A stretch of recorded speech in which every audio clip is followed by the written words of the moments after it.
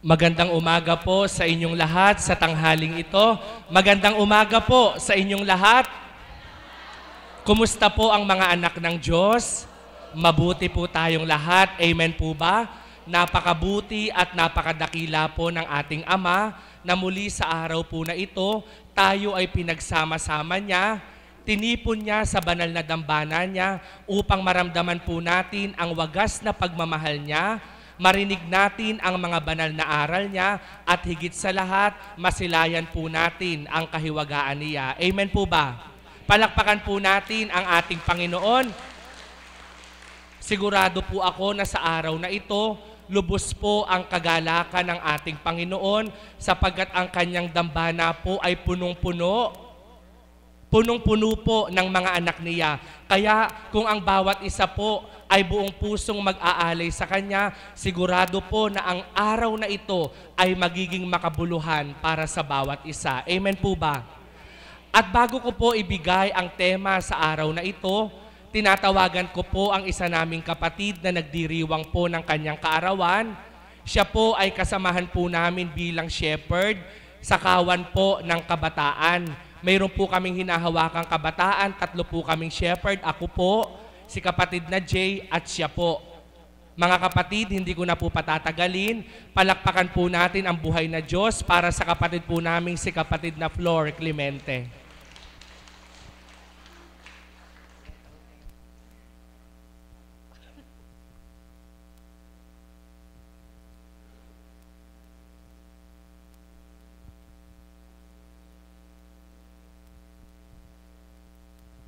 Isang mapagpalang umaga po sa ating lahat. Maraming salamat po.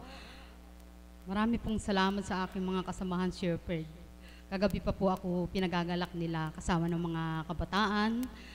Ngayon po ang pagpupuri ko at pasasalamat sa Ama. Muli pinahiram niya sa akin ang panibagong buhay. Walang hanggang papurit pasasalamat sapagkat ang kagalakan nga po ay pinagkakaloob niya. At ang kalakasan, pag-asa. Pag-asa na tuloy-tuloy sa araw-araw ng aking buhay at sa aking araw-araw na paglilingkod. Ang may galak talagang ipinagkakaloob ang Ama sa kabila ng lahat ng pinagdaraanan. Salamat po sa iyo, Ama. Salamat sa aking mga kabataan na kasama ko gabi. Kagabi pa po ay pinagalak na nila ako. Ilang po at maraming salamat.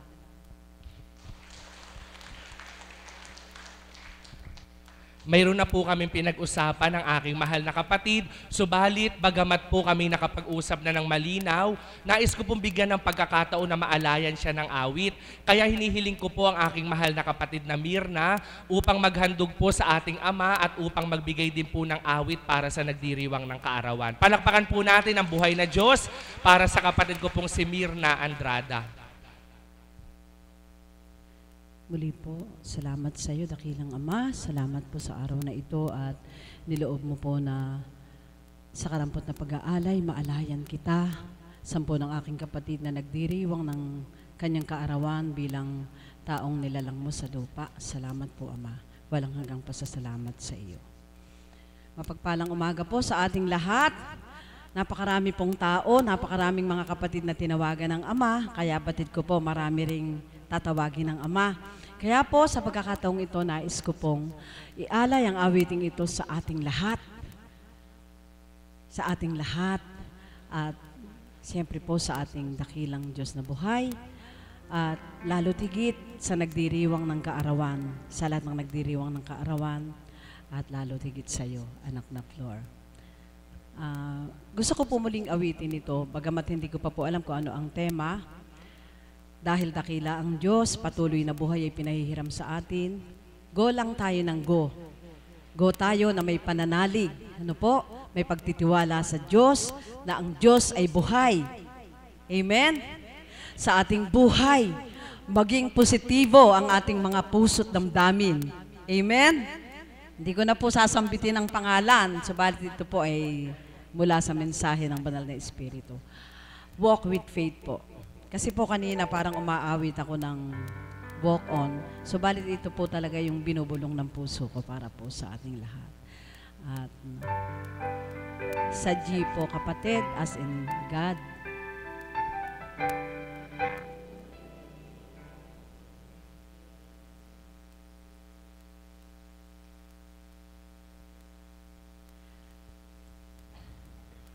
At nawa po mga minamahal ko mga kapatid, bagamat araw-araw po nakikita niyo po akong tumitindig sa harap.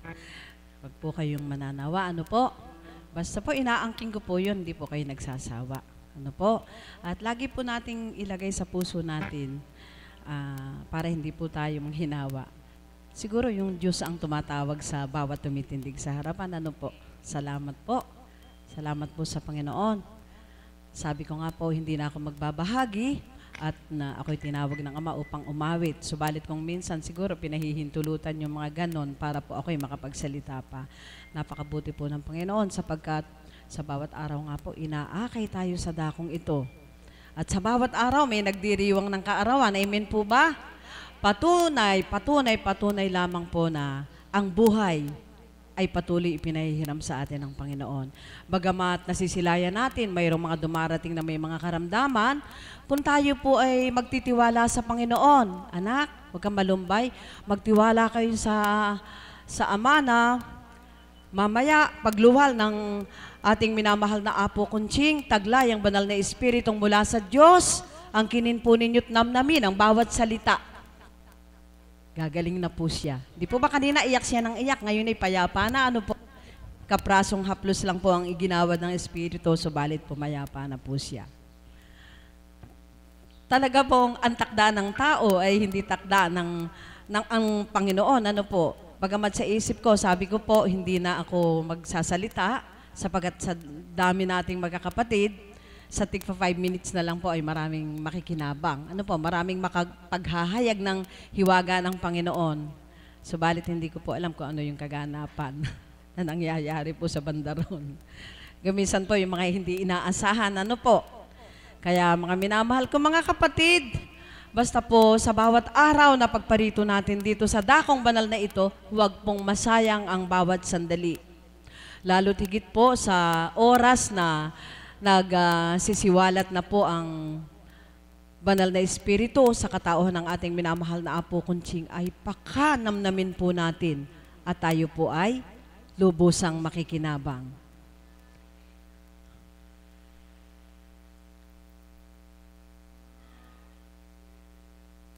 Maaari din po namang umawit kahit na po wala ng tugtugin para po basta po walk with faith.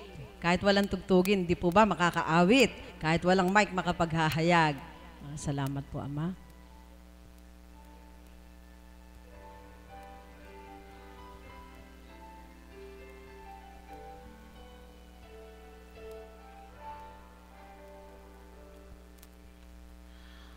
Walk with faith in your heart, and you'll never walk alone. For with faith in your heart, our God is yours to own. He'll never will grieve if in Him you believe and walk with faith in your heart. When the dreams that you dream seems to disappear from view, that's the time to fight on, and soon they'll all come through. He'll lighten your load as you travel light load. So walk with faith in your heart whenever you have troubles. Just reach out for His hand.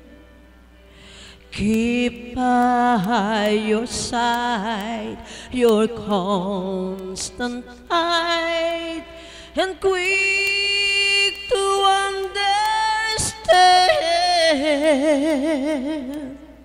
You will find happiness if you let Him be your friend, and you'll find that success is just around the bend. He won't let you down for a smile not a frown, and walk with faith in your heart.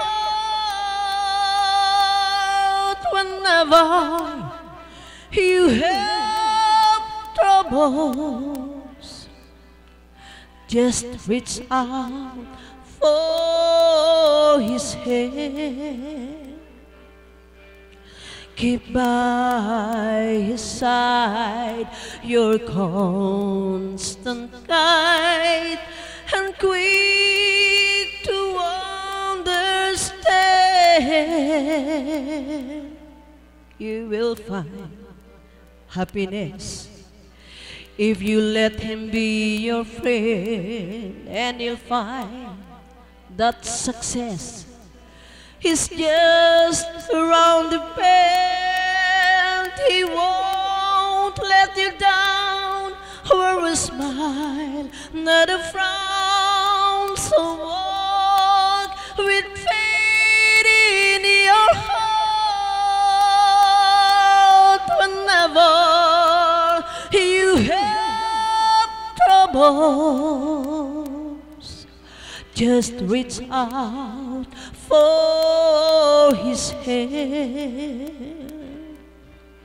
Keep by His side, your constant guide, and seems to understand. You will find happiness if you let Him be your friend, and you'll find that success is just around the bend. He won't let you down, wear a smile, not a frown. So walk with faith in your heart. Whenever you have troubles, just reach out for His hand. Seems by your side, your constant guide, and quick to understand. You will find happiness if you let Him be your friend, and you'll find that success is just around the bend. He won't let you down, wear a smile, not a frown. So walk with faith in your heart.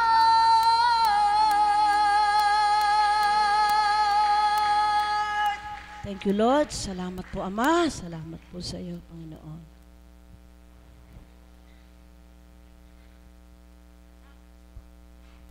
Maraming salamat po, mahal na kapatid. Isang napakagandang awitin po na hindi lamang po para sa ating nagdiriwang ng kaarawan, kundi para sa ating lahat. Umusad at lumakad po tayo na may kalakip ng pananampalataya at ipapakita po ng ating Ama na siya'y buhay at ating kasama. Palakpakan po natin ang ating buhay na Diyos. Maligayang kaarawan, mahal na kapatid na Flor. Salamat sa lahat ng tinutupad at ginagampanan mo sa ating kawan. Salamat sa lahat, nawa. Patuloy ka pang makapaglingkod ng buong katapatan at buong kapakumbabaan. At hiling ko sa ating Ama ay patuloy ka pa niyang puspusin ng banal na Espiritu, gabay at patnubay para sa iyo, maging sa mga pamilya mo. Muli, maligayang kaarawan. Palakpakan po natin ang buhay na Diyos. At ngayon po, nais ko na pong ibigay ang ating pagsasalu-saluhang tema sa araw na ito. At ito po ay ang salitang katuparan. Pakiulit nga po. Katuparan. Mahina po. Katuparan. Ang salitang katuparan. Mayroon na po ba kayong mga pangarap na natupad na? Amen. Meron na po ba kayong mga kahilingan na nabigyan na ng katuparan? Siyempre naman po. Kaya po, sa lahat po ng ating mga pinagdaraanan sa buhay, Kung hindi po tayo susuko at bibitaw, ang lahat po ng ating mga pinagdaraanan ay magkakaroon ng magandang kahulagpusan ng katuparan. Ang ating pong mga kahilingan, kung ito'y kalooban ng ating Ama, isiguradong sigurado po, ito po ay magkakaroon ng katuparan. Naalala ko po ang isang mensahe ng Banal na Espiritu sa katauhan ng mahal na Apo Conching. Marami daw pong mga nagsasabi, bakit ganon? Nangarap ako sa buhay. Ginawa ko naman lahat. Ginawa ko naman ang sa abot ng aking makakaya. Pero bakit hindi nagkaroon ng katuparan ang aking pangarap sa buhay? Ang sabi pong maliwanag na katanungan, paanong magkakaroon ng katuparan ang pangarap mo sa buhay kung mismo ang magbibigay ng katuparan sa pangarap mo ay di mo kinilala? Ibig sabihin po pala, upang matupad ang ating mga pangarap, upang ang ating mga kahilingan ay magkaroon ng katuparan, ang kailangan po nating tupdin at gawin. Una po nating kilalanin, tanggapin, at pagtiwalaan ang Diyos na magbibigay ng katuparan sa ating mga kahilingan. Kaya po, ang ating tema sa araw na ito ay ang salitang katuparan. At ang ating pagninilay, ano-ano na pong mga kahilingan nyo ang nabigyan na ng katuparan ng ating Panginoon. At upang pasimulan po ang ating bahaginan, isang tagasunod po ang aking tatawagin sa harapan mula po sa Barangay Bahay Pare upang isiwalat ang mga katuparan sa kanyang kahilingan na binigay ng Diyos na buhay. Mga kapatid, palakpakan po natin ang ating buhay na Diyos para sa kapatid ko pong si Selly Mateo. Eto po pala, kapatid na Selly Mateo, ano-ano na po kaya yung mga kahilingan niya na nabigyan ng katuparan? Atin pong alamin at pakinggan.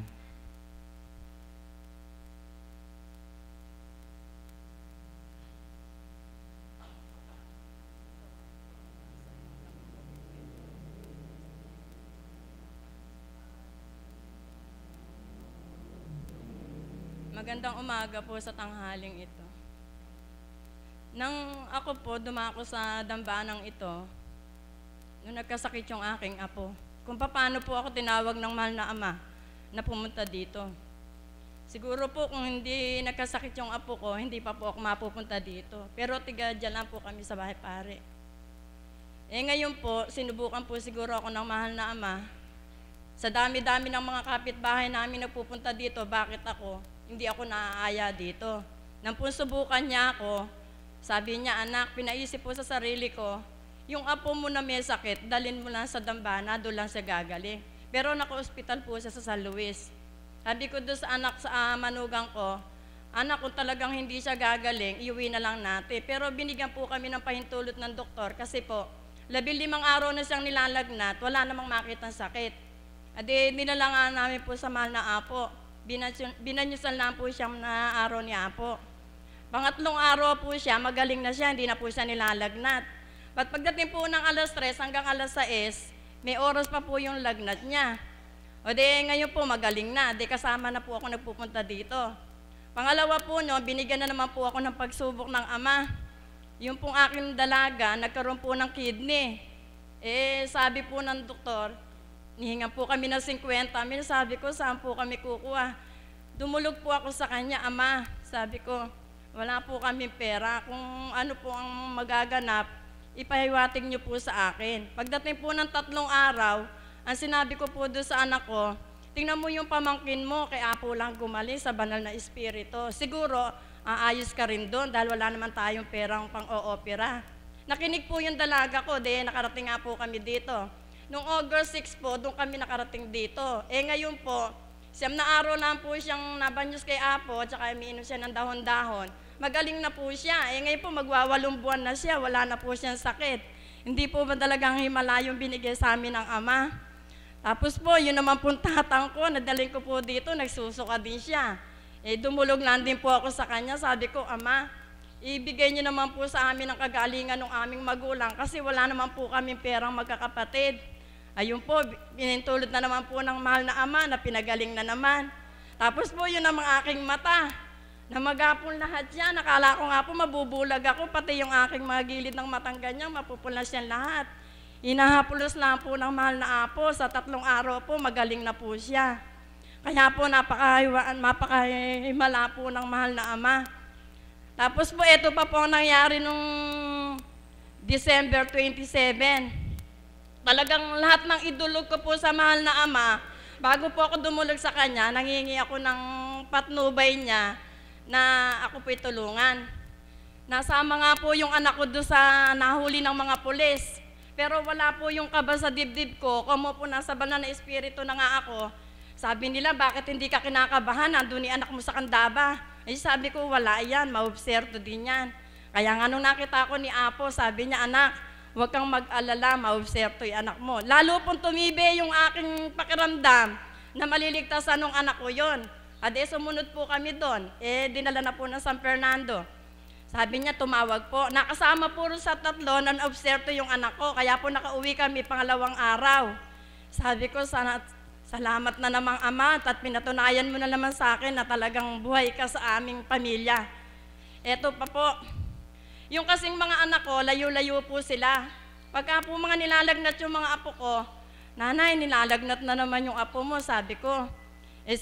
Tulungan mo ako kung dumulog sa mahal na Ama. Itukop mo ako yung palad mo sa naunong anak mo at tutulungan kita. Pamaya-maya po, wala pa pong 1 oras, tumatawag na po, magagaling na yung aking mga apo. Hindi po ba himala yung binibigay sa amin ng mahal na Ama?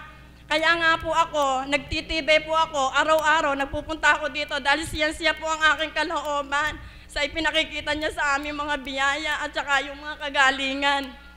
Tapos po, nung birthday ko, nung 3 ng Pebrero, 2 po kasi Lunes yun, nandito ako. Sabi ko, mahal na Ama, bakit naman sa karawan ko pa, magpapablessing ako kay Apo, doon mo ako binigyan ng karamdaman. Paano po ako makakapunta dito, malatang-malata yung katawan ko, halos magdamag. Nagsusuka po ako, nilalagnat. Pero nagsumika po ako makarating kay Apo nung tanghali. Sabi ko, Apo, nagsusuka po ako. Hinilot lang po ako ng mahal na Apo. Pag uwi ko po ng bahay, wala na. Sabi nga po ng mga anak ko, nanay, paano mong matitikman yung handa mo? Nagsusuka ka. Ang ginawa ko po, ganito, sinubukan ko po. Pagdating ko po ng bahay, gutom na gutom ako. Kumain po ako ng kanin at saka yung sopas. Simula po nung kumain ako na yon, hindi na po ako nagsuka. Kaya nga po sabi ng mga anak ko, natikman mo din nanay ang handa mo. Sabi niya, hindi po ba mahiwaga ang mahal na Ama? Kaya po ako nagpapasalamat sa Apong Konseng na kinalukdan na lahat po ng mga biyaya at pagsubok sa buhay ko, napapawi po lahat basta nandito po ako. Pagdating ko po sa amin, maligayang maligaya po ako. Hanggang dito na lang po at salamat po sa inyo lahat. Maraming salamat po, mahal na kapatid. Isa na naman pong patotoo kung papaano pong ang Diyos ay buhay sa bawat isa na mga anak niyang nagtitiwala sa Kanya. Nakailan po siya? Ilan na pong katuparan yung binahagi niya na binigay ng Diyos? 7. May higit pa kaya doon? Alamin po natin. Una po, napakarami po. Yung kidney, nagkaroon daw po nawala ng kidney. Ay, may kidney po talaga yung anak niya. Sa dala lang po ng kagalakan, may kidney po, nagkaroon lang po ng karamdaman sa bato. Yun po yung ibig niyang sabihin. Kaya sa atin pong lahat mga kapatid, napakarami po ng kahilingan na binibigyan ng katuparan ng Diyos. Huwag po tayong matakot. Huwag po tayong magdalawang isip na ipagsigawan ang lahat ng ito sapagkat sa ganitong kaparaanan po, dito po natin maibabalik ang ating pasasalamat sa Kanya na kung papaanong binibigyan niya ng katuparan ang ating mga kahilingan. At gayon din po sa Kanyang binahagi, lagi po nating tatandaan na ang ating pong mga pinagdaraan ng karamdaman, problema sa buhay, mga hirap sa buhay, ang lahat po ng yan ay hindi bigay ng ating Ama. Tandaan niyo po ito. Ang lahat po ng pinagdaraanan nating karamdaman, problema, pagsubok, yan po ay galing sa kalaban ng ating Ama. Pero bakit po nagaganap sa atin? Ito po'y pinahihintulutan lang ng ating Ama na maganap sa atin. At dahil po ang ating Ama ay di po nagbibigay ng masama. Naglalagay po ng masama ang kalaban, ang Ama ang tagatanggal. Palakpakan po natin ang ating Panginoon. At ngayon po, isa na naman pong kapatid nating tagasunod ang ating mapapakinggan. Siya po ay mula pa sa California, USA. Siya po'y tagasunod upang ibalik niya po ang mga pasasalamat sa ating Ama kung papaano pong yung mga kahilingan niya ay binigyang katuparan. Mga kapatid, pakinggan po natin kung sa kanya ay 7, alamin po natin kung ilan naman ang ibabahagi niya. Mga kapatid, palakpakan po natin ang buhay na Diyos para sa kapatid kong si kapatid na Vicky ng California, USA.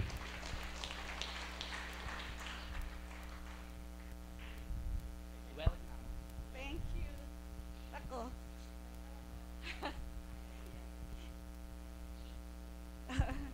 Ako ho'y si Vicky Gumbok.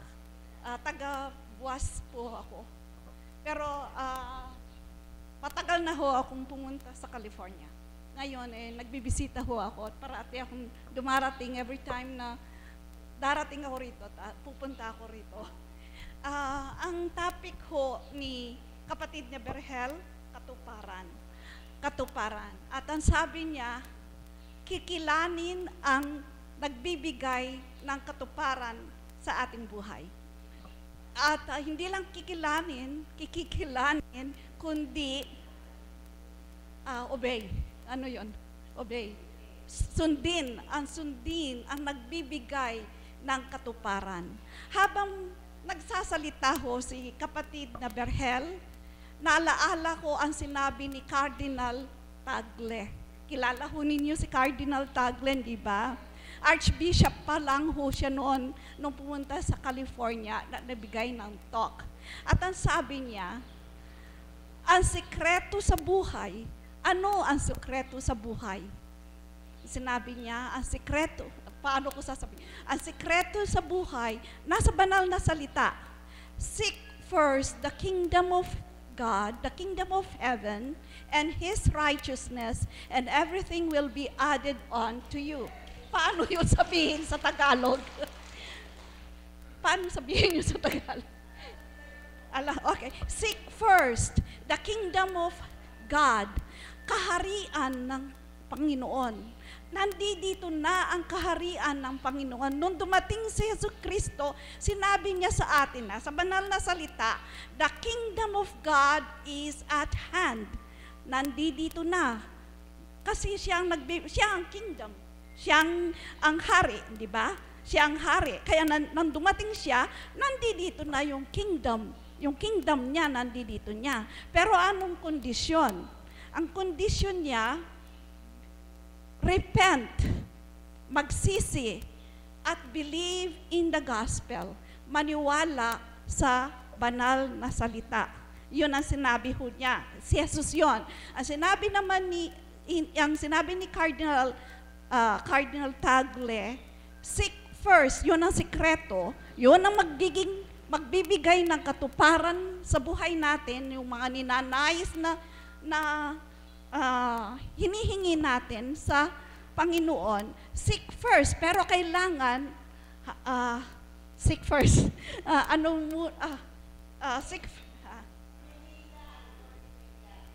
Seek first the kingdom, yung munang kaharian niya at saka yung righteousness niya. Anong ibig sabihin ng righteousness? Ang ibig kung ano ang turo niya, kung ano ang inuutos niya, yun ang susundin natin. Kapag sinundan natin lahat ng inuutos niya, masusunod ang ating hinihiling. Pero siya muna, hindi mundo. Hindi siya muna, number 1. Yun ang sikreto, ang sabi ni Cardinal Tagle. Tapos ano makatuparan sa akin buhay? Sa akin ang aking hinihingi talaga, sa rabi ng problema ko, may sakit ako, matagal na ang sakit ko, tapos maraming problema, pero masaya ako. Kasi bakit? Bakit masaya ako at may katahimikan?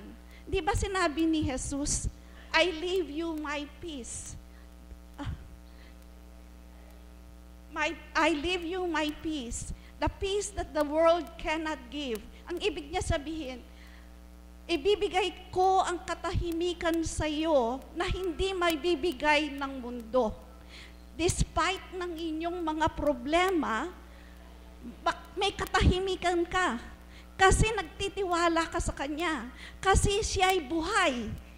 Siya'y buhay at saka ang resurrection, yung nung pumunta sa heaven, resurrection, nung ascension, yung pumunta na sa heaven, nasa right hand of the Father, at saka siya ang nag-i-intercede sa atin.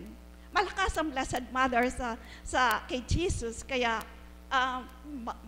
maano ang Blessed Mother kay Jesus, hindi mapahindian ni Jesus ang kanyang nanay. Hindi niya mapahindian. Kaya malakas. Pero si Jesus ay Diyos. Siya ang nasa right hand of the Father. Yun ho ang naging katuparan sa akin. Despite my problems, despite my sickness, ako'y masaya at may katahimikan. Sana ganun din ho sa inyo. Makukuha ho ninyo yun. Sabi nga ni Sister Myrna, nung song niya, yung kanyang kinanta, walk with faith. Tayo'y mag-walk with faith, not by sight. But walk by faith, not by sight. Pananampalataya, pagkatiwala sa ating Panginoon. At saka ho, mayroon akong isi-share, baka ho medyo mawawala sa topic, pero paano? Ano ang pinakamagandang worship sa ating mga Katoliko ho? Number 1, ang misa. Bakit? Marami hong Katoliko na hindi naintindihan ang misa. Pero mag-share lang ho ako ng dalawa. Ang sinabi ni Blessed Mother sa Sears, yung nakakausap niya, hindi ko alam kung Medjugorje o saan yun. Nakakausap niya ang Blessed Mother, nakikita niya ang Blessed Mother. Ang sabi niya, ng Blessed Mother sa kanya, maraming kahiwagaan ang misa na hindi ninyo maintindihan fully. Mayroon kayong maintindihan, pero hindi ninyo talagang maintindihan ang buo. Masyadong mahiwaga, masyadong dakila, masyadong mahiwaga. Mag-share lang ho ako ng dalawa. Bakit mahiwaga ang Marami hong hindi nakakaintinding Katoliko na pagdating ng misa, yung hong bread, yung hostia, magiging katawan ni Kristo. Tunay na katawan ni Kristo. At saka yung wine, yung hong alak, magiging dugo. Tunay na dugo.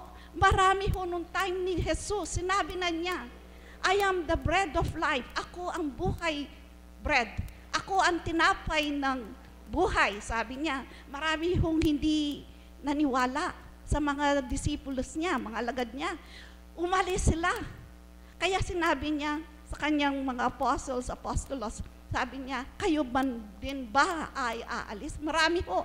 Paano, sabi ng mga disipulos niya, paano mangyayari yon? Nakakainin mo ang katawan at dugo ni Kristo. Paano yung magagawa yon? Sabi niya, no? Sabi naman, kaya umalis sila. Ayaw maniwala. Pero, sinabi ba ni Jesus sa kanila, hindi tinawag ba nila ulit at nagsalita na hindi yun ang talagang meaning na sinabi niya? Hindi.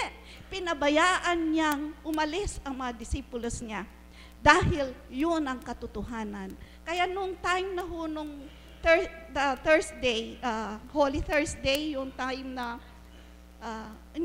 Holy Thursday, nung in-institute niya ang misa, yung Eucharist, that's the time sinabi niya, he nailed what he said. Ang sabi niya, this is it, for this is my body. Kainin mo kasi ito ang aking katawan. Sinabi rin niya, inumin mo, ito aking dugo. Sinabi niya yon. Hindi siya na-back out sa sinabi niya, siya ang tinapay ng buhay. So, number 1 ho yun. Maraming Katolikong hindi alam yon. Mga 1/3 lang ata ang may alam. Kaya nga ho, sinasabi ko sa inyo, na tunay dugo at tunay na katawan ni Jesus ang kinukuha na, hindi ba ho yun milagro? Ang pangalawa kong masasabi ko tungkol sa misa, si Jesus ay Diyos anak. Being God, siya'y Diyos. Because He's God, wala siyang limitado sa time and place. At hindi siya limitado sa space, hindi siya limitado sa panahon. Kaya yung nangyari sa Kanya, noong siya'y nasa Calvary, noong siya'y pinako, namatay, at saka nag-resurrect to heaven, nangyayari pa rin hanggang ngayon. Kasi hindi siya limitado. Ano siya? God siya, Diyos siya. Hindi kaya ho, pag nagpunta tayo sa misa, yung nangyari sa Kanya, noong time na 2,000 years ago, noong siya'y namatay, na crucify, at went to heaven, na resurrect, nangyayari pa rin ho sa misa. Kaya yun ho ang sabi ng mga kapatid natin na hindi Katoliko, na Kristiyano sila pero hindi Katoliko. Sinasabi nila, pinapatay daw natin parati dahil ang Mass, Mass? Yun ang sacrifice of Jesus sa cross, yun ang Mass. Pero sinabi niya, inuulit-ulit natin patayin si Jesus. Pero hindi ho yun totoo. Kasi yung nangyari noon, nagiging present again, real and present sa misa. Kaya hindi ho ba yun mahiwaga? Nangyari noon, nandyan na naman, nagiging present ngayon. Kaya sabi ni Saint Therese, the little flower, the eternal now. Everything, I am the beginning and the end, sabi niya. The Omega, the Alpha and the Omega, sabi niya, the beginning and then wala siyang, everything is now. It is the eternal now. So yun lang ho masasabi ko. Thank you po.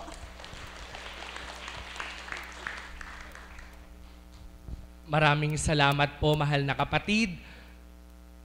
Kung pinagnilayan niyo po ang kanyang bahagi, upang ang ating pong mga kahilingan ay magkaroon ng katuparan, unahin po nating hanapin, tuklasin at kilalanin ang kaharian at kalooban ng ating Diyos na buhay, at kapag ito'y nagawa natin sa ating mga buhay, ang lahat po ay kayang sumunod at kayang ibigay ng ating Panginoon. Palakpakan po natin ang ating Diyos na buhay.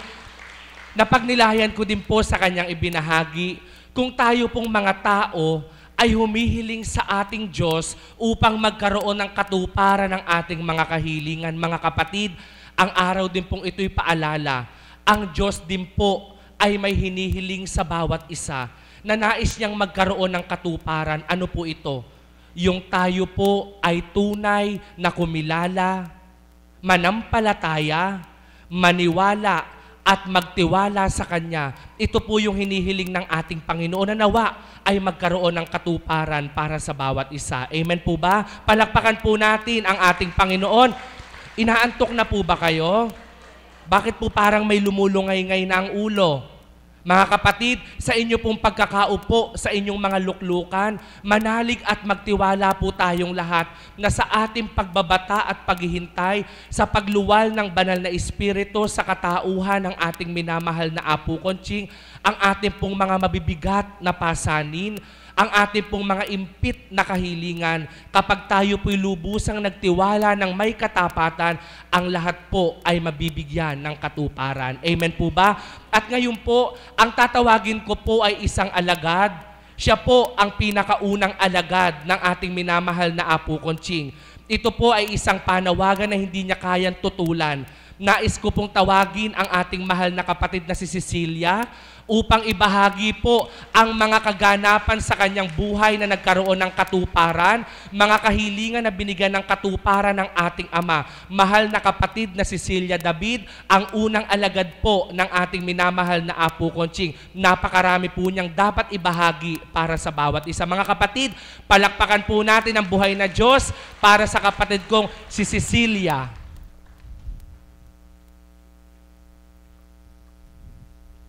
mahal na kapatid na si Celia, na nasa tindahan Pelia,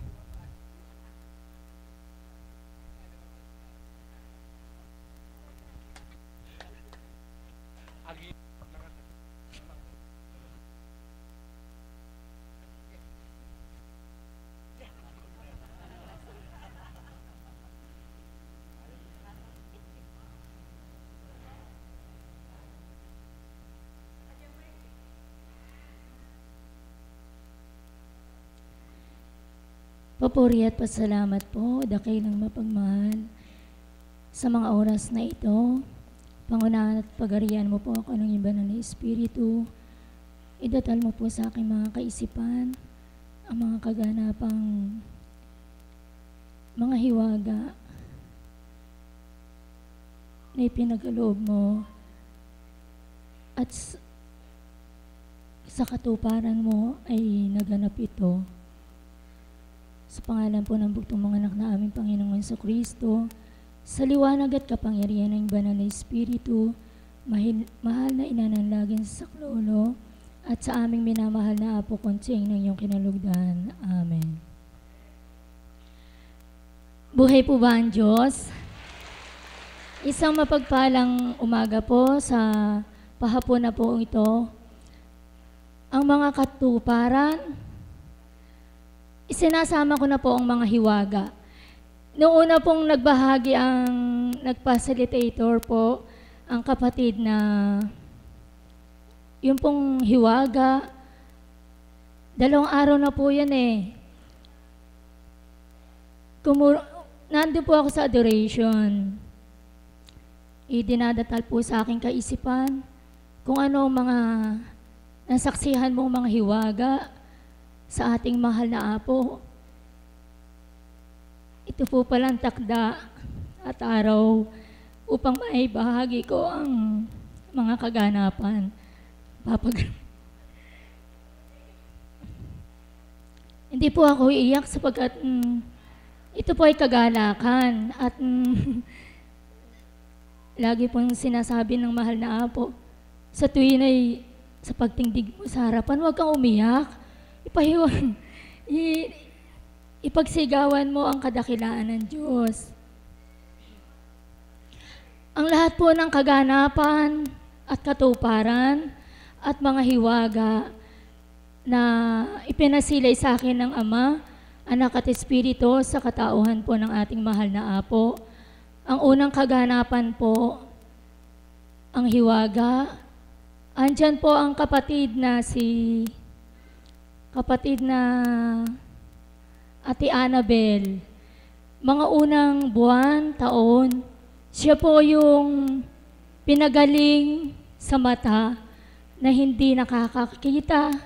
Si kapatid na Annabel po, ako po ang saksi sa katauhan po ng ating mahal na Apo na kinalugdan ng banal na Espiritu. Siya po yung kauna-unahan pong pinagaling sa mata. Talagang katotohanan po na 3 araw lang po gumaling po ang kanyang mga mata at ngayon po nakakakita na siya. Sinabi rin po ng banal na Espiritu na bahalang araw magkakadambana, na bahalang araw magkakaroon ng organisto, magkakaroon ng choir, magkakaroon ng mga choir, magkakaroon, iniisa-isa ko na po, sa dami po kasi, magkakaroon po ng mga caps, alaghad, at palalaganap po ang mga larawan sa buong mundo, magkakaroon ng mga internet, makikilala ang gawaing ito sa buong mundo, at lalaganap ang kanyang gawain.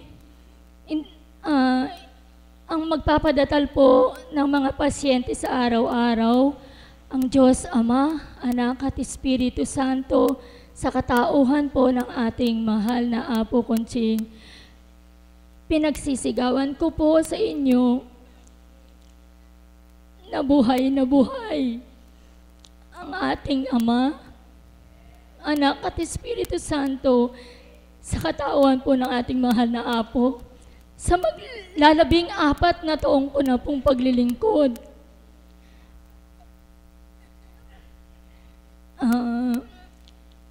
Talagang buhay na buhay po ang ating Ama sa katauhan po ng ating mahal na Apo. Yun nga po, binigay ko na nga po ang buhay ko. Sabi ko nga po, napakahiwaga ng Ama sa aking buhay sapagkat sa araw-araw, kay sarap po sa piring ng Espiritong Banal, hindi ko na po inintindi ang lahat. Sa pang-araw-araw na aking buhay, hindi ko na alintana na wala ako nito, wala ako noon. Pinakikita po ng Ama ang hiwaga sa buhay ko. May dinadatal po siyang mga anghel na sugo sa pangangailangan ko sa pang-araw-araw. Iniisip ko pa lang po. Sasabihin ko, Ama, sa isip ko po, wala ako nito.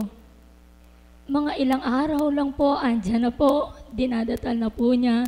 Kanya po, sa isip pa lang po natin, iniisip pa lang natin, nandyan na po. Alam na po ng Ama, batid niya kung ano ang pangangailangan natin.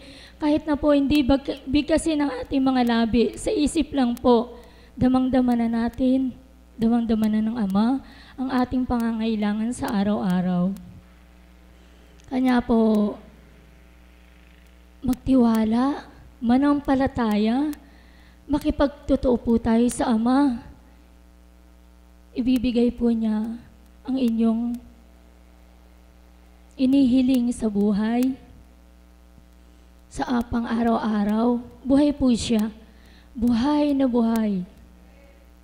Salamat po sa aking mga kapatid na alagad, sa mga kaps na tumutulong sa araw-araw, sa mga pasyenteng pinadadaan na sa araw-araw. Maraming salamat po. Salamat po sa ating Mother of the House na walang sawang kumakalinga sa amin. Salamat po.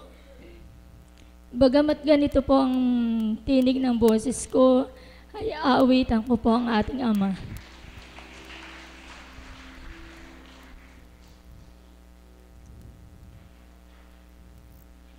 Pagkat ang Diyos natin Diyos ng pag-ibig. Pagkat ang Diyos natin Diyos ng pag-ibig, magmahalan tayo at magtulungan. At kung tayo'y bigo, ay huwag limutin na may Diyos tayo nagmamahal. Pag-ibig ang siyang buklod natin, di mapapawi kailan pa man sa puso't diwa. Tayo'y isa lamang pagkat tayo'y magkawalay.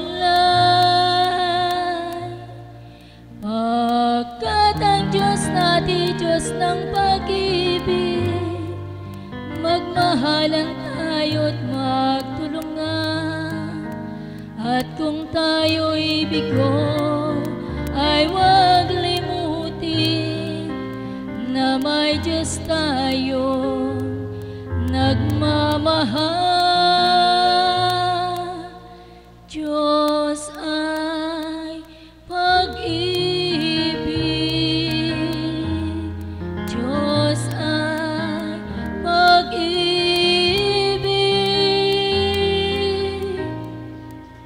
Maraming salamat po.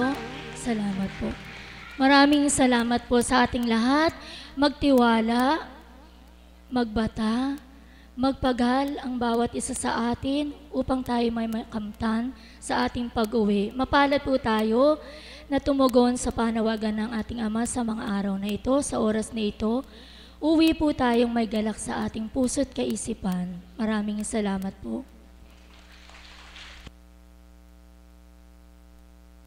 Maraming salamat po, mahal na kapatid. Napakarami niya pong dapat ibahagi. Subalit yun lamang po muna ang kalooban ng ating Ama kung papaano pong ang mga sinambit ng banal na Espiritu sa katauhan ng mahal na Apo Conching na siya ang patotoong nakarinig ay nagkaroon po ng katuparan. Kaya lamang po, sa dami-dami po ng binahagi niya, mayroon pong isa na hindi nagkaroon ng katuparan. Yaon po ang sabi niyang di siya iiyak. Hindi po natupad na hindi siya umiyak. Bagamat ganun pa man po, purihin at pasalamatan natin ang Ama. Mga kapatid, isa lamang po ang gusto kong ibahagi sa sinabi ni kapatid na Cecil. Kapag po pala nagmensahe at nagturan sa inyo ang banal na Espiritu sa katauhan ng mahal na Apo Conching, kung gusto mong magkaroon ng katuparan, manalig ka. Magtiwala ka at siguradong-sigurado po magkakaroon ito ng katuparan. Palakpakan po natin ang ating Panginoon. At ngayon po, isang kapatid ko po muling alagad ang aking tatawagin sa harapan kung papaano pong ang kanyang mga kahilingan ay nabibigyan ng katuparan ng ating Ama. Minsan po, ipapabasbas niya yung kanyang kamay sa mahal na Apo. Ang kahilingan niya, sana po isang tusok lang ng karayom. At dahil sa kanyang pagtitiwala, nagkakaroon ng katuparan. Isang tusok nga lang po ang nagaganap. Mga kapatid, pakinggan po natin ang pagbabahagi ng mahal na kapatid kong si Isidora. Salamat, kapatid Virgil. Magandang umaga po. Buhay po ang Diyos. Kaganda po ng topic na binigay ni kapatid. Ano, katuparan. Sabi ko kasi na kanina kay Sister Beth, kay Ma'am Chico, mayroon ako i-announce. Pero yung katuparan muna babanggitin ko. Kasi kung hindi po matutupad, God's will na po yun. Pero may katuparan na po. Ako po, si Isidora, yung maganda, yung kaharap. Bago ko nakilala si Apo Conching, 3 taon na ako may leukemia. 3 taon. 2001, 2, 3, nakilala ko si Apo Conching. Pagkatapos po, mula noon, hindi po tama yung ugali ko eh.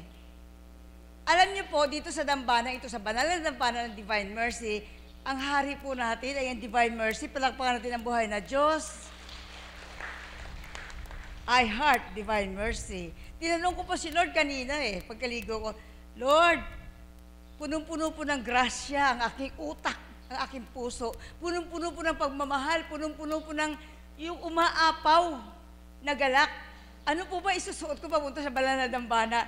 Dory, Isidora, yung I heart Divine Mercy. I love Divine Mercy. Kasi po, ang Divine Mercy ay si Jesus na nabuhay na uli. Hindi po ba? Kasi dito po sa dambana, hindi pinag-uusapan kung saan ka man nakarinig ng salita. Ang inakatalaga po sa aking puso, sa aking isip, yung mga banal na salita na binitawan ni Apo Conching sa akin. Amen po ba yon? Kaya po tayo nakikinig sa banal na salita na ang ginagamit ay ang bibig ni Apo Conching. Siya ang dinadaluyan ng Divine Mercy upang magpagaling. Amen po ba? Gusto niyo pa malakpakan ng buhay na Diyos?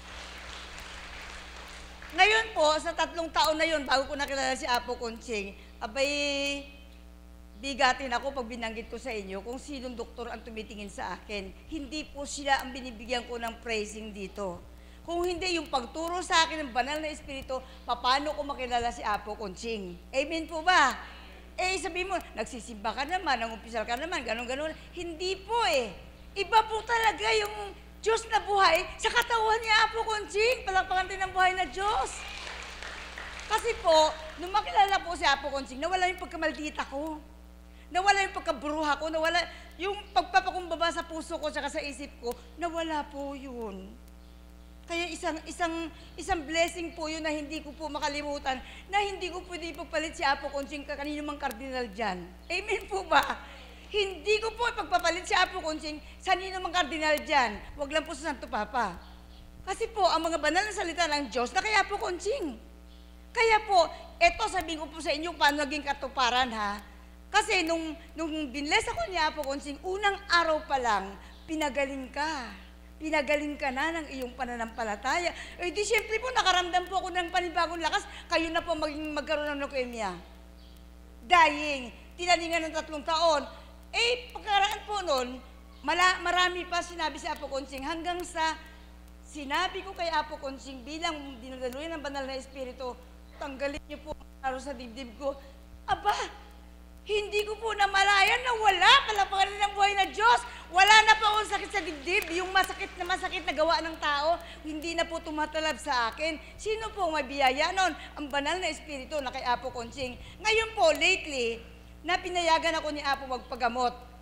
Ang sabi niya, kung saan ka gagaling, kung saan ka makakaginhawa sa'yo, dumuon ka. Eto po ako ngayon. Ang i-announce ko po sa inyo may katuparan po yung sinabi ni Apo Isidor. Isidor, ang bago ng pangalan ko. Kapag mayroong kang hinihiling sa Panginoon na naniwala ka ang Diyos ay buhay, tumbukin mo. Huwag kang patumpik-tumpik. So, isinabuhay ko po yung sinasabi ni Apo Konsing. Dahil kung hindi ko po tutumbukin at magpatumpik-tumpik ako, ang dating dasal ko lang po, makayanan ko ang lahat ng pagsubok, makayanan ko ang sakit na leukemia. Ngayon po, bago magbagong taon, pinaalala sa akin ni Lord, natumbukin ko yung hinihiling ko na po sa inyo, Panginoon. Patawarin niyo po ako, maalis ang leukemia sa katawan ko, palakpakan na rin ang buhay na Diyos. Bakit po ako nagkaroon ng idea na tumbukin ang Panginoon, tumbukin ang mga sinasabi ko, tumbukin ang mga hinihingi ko, dahil kaya po Konsing.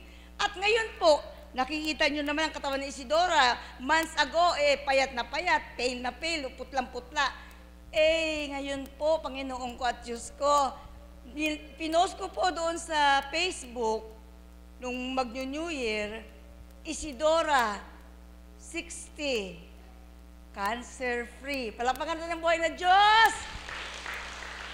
Yun po ang hiniling ko. Sa Mayo pa po ako mag-60. 59 pa lang po ako ngayon. Ito po ang magandang balita, kahapon lang po. Ngayon, nag-transfuse po ako kahapon.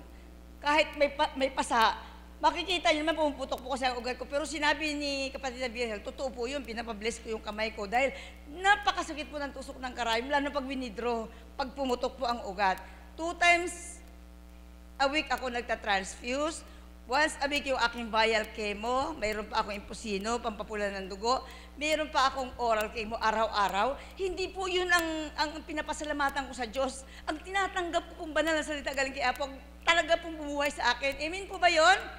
Kasi po, kahit laklakin mo lahat, yung gamot, wala yung Diyos Ama, Diyos Anak, Diyos Espiritu Santo, hindi po tayo gagaling. Kaya Apo Konsing ko po natutunan yan, yung tanggalin mo yung sakit, Diyos Ama, Diyos Anak, Diyos Espiritu Santo. Kaya kung hindi ko po natutunan yan, baka 6 feet under the ground na ako. Kaya ganito po ako ka-excited pag nandito sa dambana, kasi buhay na buhay ang Diyos sa akin Ngayon po, para maiksi ang mahaba, kahapon po, kinausap ako ng doktora ko, Isidora, patapusin lang natin yung kasal ng anak mo. Yung wedding ng anak ko sa May 2. Sabi ko, bakit po, doktora? Mag-family conference na tayo. Pag-usapan na natin, ito po yung announcement ko, pag-usapan na natin yung transplant. Yung ita-transplant po yung bone marrow na mawala na yung cancer. Napalundag po ako sa tuwa. Sabi ko, doktora, hihirit po ako. Kasi po ako, marami pong prayer warrior na pakakainin ko sa birthday ko. Lahat ng kapatirang alagad, kumbinado po sa La Pamilya sa May 11. Yun pong i-announce ko na kung hindi kay Apo Konsing, hindi ako ganito kasaya. Yung nagdudulot sa akin ng kasiyahan, kakontentuhan sa buhay, kapanatagan, kapayapaan, dahil po sa banal na espiritu, sa Divine Mercy, na kay Apo Konsing, dumadaloy kay Apo Konsing. Amen po ba yun? Wala pong ibang dumadalo kay Apo Konsing kundi ang banal na espiritu, ang Divine Mercy. Palakpakan natin ang buhay na Diyos. Ngayon po, dahil sa kapanatagan ko, sa peace of mind na tinatanggap ko, sa sigla ng katawan na tinatanggap ko, ang papurit pa sa salamat, ibinabalik ko tuwing Sabado lang. Kasi nga, under medication ako, na ang sabi ng doktor, kapag hindi ka naniwala, huwag ka na bumalik. Hindi po doon ako natatakot Kung hindi doon sinabi niya na nakatayo ka lang, titingnan ka, masigla ka, malusog ka, pero isa kang puno na inaanay ang loob at inuuod. Pag kayo inuuod, ano pakiramdam nyo? Kayo inaanay, ano pakiramdam nyo? Ganun po ang cancer. Pero hindi po ako natatakot. Ang nakatanim ko sa isip ko, pinagaling ka na ng iyong pananampalataya. Ang huling salita pa po ni Apo, sabi niya, muli kang palalakasin ng Ama. Di ba may katuparan? Lumakas ako at sumeksi pa. Palakparan din ang buhay na Diyos. Lahat po yun galing sa bibig ni Apo Conching. Kaya nga naging matatag po ako. Ngayon po, doon kay Sister Vicky, may dadagdag ko sinabi para maiksi na lang. Ang Divine Mercy po, may hinihiling na ABC. Yung kapatiran, narinig na nila yon. Ano po yung A? Sister Vicky, ask for mercy. B, be merciful to others. Kailangan, pag tumanggap ka ng mercy, maging mahabagin ka rin sa iba. Hindi po pwede yung tanggap ka ng tanggap, kahig ka ng kahig para kang manok. Hindi po pwede yon. Puro, yung kahig ng kahig na puro manok, tuka ng tuka, hindi yung kinikilala ng Panginoon. Kailangan pag binigyan ka ng grasya, ibalik mo sa paraan na gusto niya, na nais niya. Kaya po, nakatanim lahat sa isip ko yan. Ngayon po, pag binigyan ka ng mercy, ask for mercy, di ba? Be merciful. Yung pangatlo po, yung C, kailangan daw po complete trust. ABC, complete trust yung letter C. Kasi pag hindi kompleto, 99% lang, hindi po matutupad ang sinasabi ni kapatid na Birhel na katuparan. Kaya nga po si Isidora, pag 60 na, sarado na, hindi po yung handaan na nagpapabongga, nagpupuri at nagpapasalamat po ako. At ngayon palang araw na ito, ina-announce ko, si Father Birhel ang magiging announcer dahil puro kapatiran ng aking kumbidado. Salamat po ng marami at sana po na isa puso niyo po yung sinabi ko, may napulot po kayo, na ang karamdaman ay gawa ng kalaban. Si Apo Conching ang tutulong sa inyo para mawala yung karamdaman, anuman yun. Kasi nasa kanya po ang Divine Mercy, ang banal na Espiritu. Kaya nga po si Isidora, kahit tumalon dyan, sasabihin, bakit para ka nang walang sakit? Kasi sabi ng Panginoon, muli niya akong palalakasin. Amen po ba? Kapag malakas ka, wala ka ng sakit. Salamat po at magandang umaga.